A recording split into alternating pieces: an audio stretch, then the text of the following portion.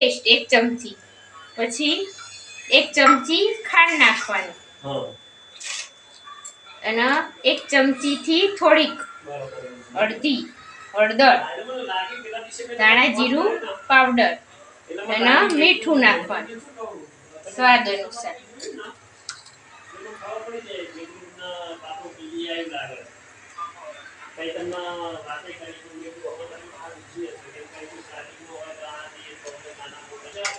હવે મિક્સ કરી દેવાનું બધી વસ્તુ. મિક્સ કરી અને પછી થોડો ઈનો નાખવાનો,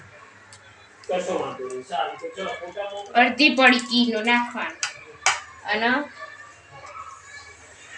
થોડી કોથમીર નાખે અંદર એટલે થોડો સ્વાદ સારો આવે અને એ બાને આપણે કોથમીર ખાઈએ ને.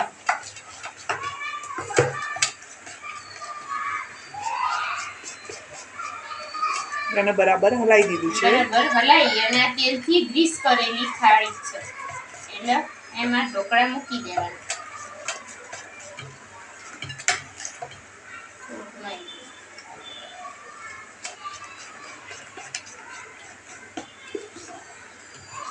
હવે આપણે ઢોકળા મૂકી દઈશું.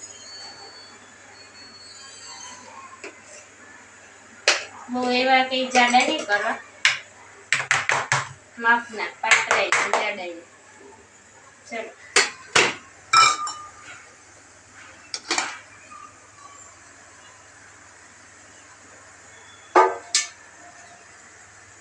કુકરને બરાબર ઢાંકી દઈશું. આપણા ઉપરથી મરચું ગાર્નિશ કરીશું.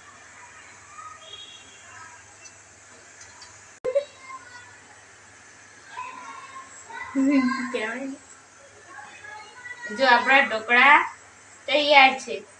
ચપ્પુ એમ જ નીકળી જાય એટલે ઢોકળા તૈયાર. જો આ ઢોકળા તૈયાર છે, સરસ જારીવાળા, એકદમ પોચા પોચા.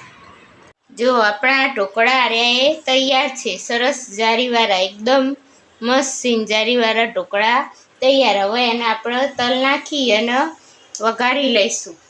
તેલ મૂકી દીધું છે અને તલથી વઘારી દઈશું. ચલો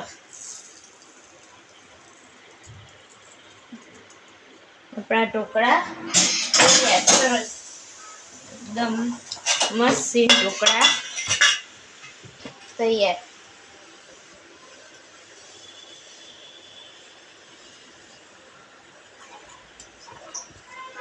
ચાલો જમવા માટે